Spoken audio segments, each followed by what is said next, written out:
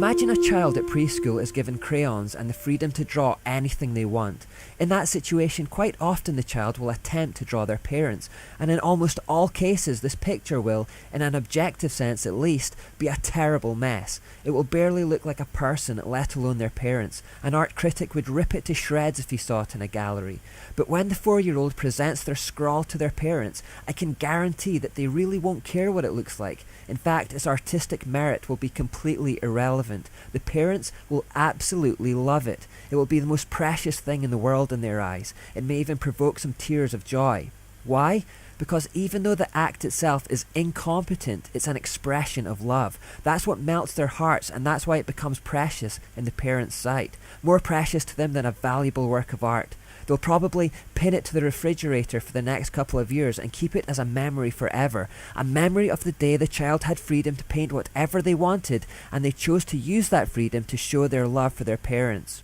What the parents won't do is start condemning the child for having used oils instead of watercolours, or for having used paper instead of canvas. They won't critique the lack of proportion, and they won't sentence the child to bed without supper because they used the wrong size of paintbrush. Similarly, if we try to express love of God by wearing a suit to church or jeans to church, or by wearing a hat or not wearing a hat, or by using any neutral thing for His glory and honour, He's not going to condemn us for our choices. What matters is our intention. What do we mean by what we do? And let's be honest, our attempts to love God are often very much like a 4-year-old trying to draw a picture of their parents, in the sense that our best efforts are often not very competent at all. But that simply doesn't matter. If we have the right motivation, He looks at our stumbling, weak endeavours, and it's as precious to Him as the child's painting is to the parents, and He honours it.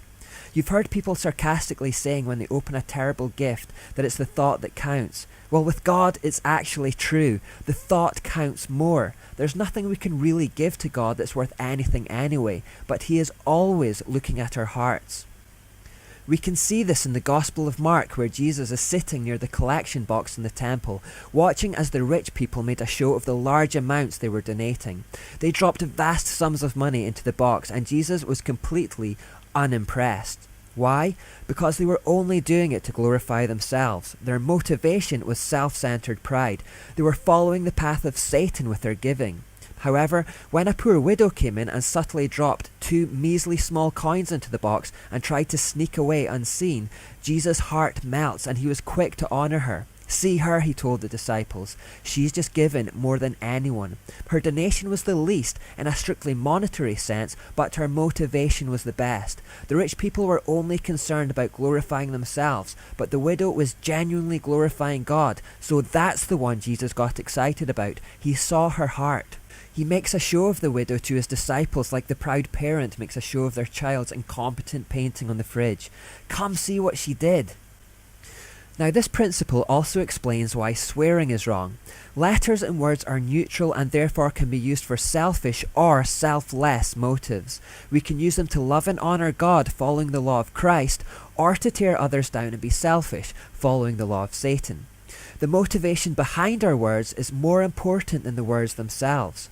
Let's take the F word, for example. It is 4 randomly arranged letters that make a certain sound. There is nothing moral about the letter F or any other letter. There is nothing inherently evil about those letters, that arrangement of letters, or the sound that they make when spoken.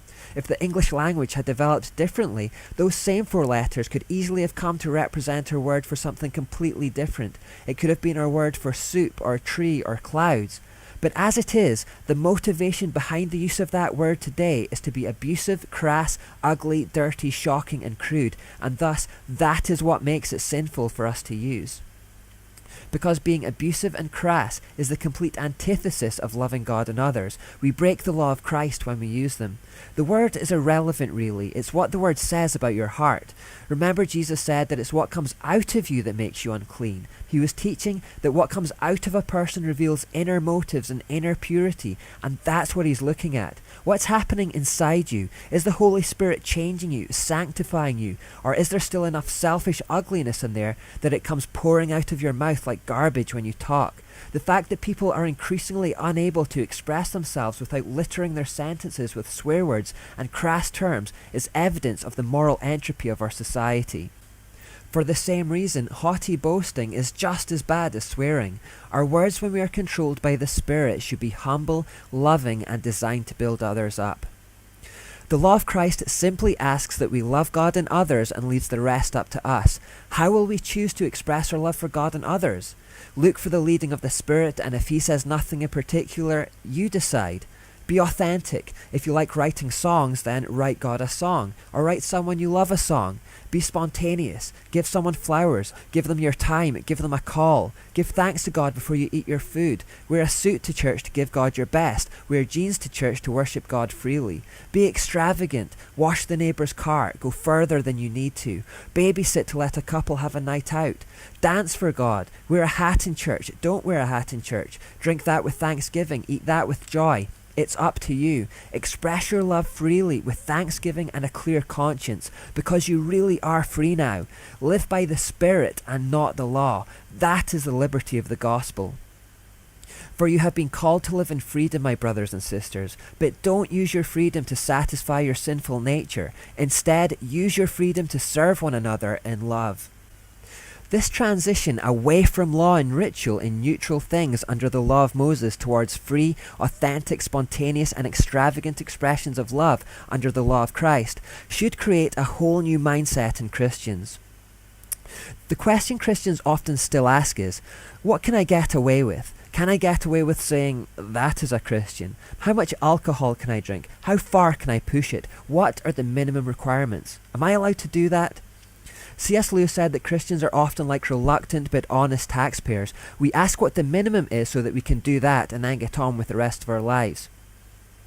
But if that's your attitude, then you're only thinking of yourself and you're not really living the Spirit life. You may as well still be under the old covenant. Christians should be asking themselves a whole new set of questions. How can I excel in love? How can I be extravagant in love? How can I encourage others to outbursts of love? What words will comfort the most today? How can I be proactive? How can I authentically express my thankfulness to God in the best possible way? Don't ask what you can get away with, ask how you can excel. Don't ask what minimum requirements some law asks of you, ask how you can be authentic, spontaneous and extravagant with your love. Let it come from the heart, let it be real, and let it be liberal. In fact, here's a little experiment to drive home the principle.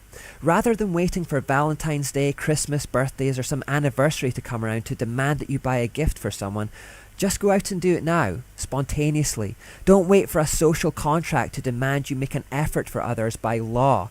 Go buy flowers or some other gift for your partner and make it a surprise. It doesn't have to be flowers and it doesn't have to be your husband or wife. Just go do something spontaneously, extravagantly loving for another human being. Then watch what happens. Seriously, switch off this video and go do it.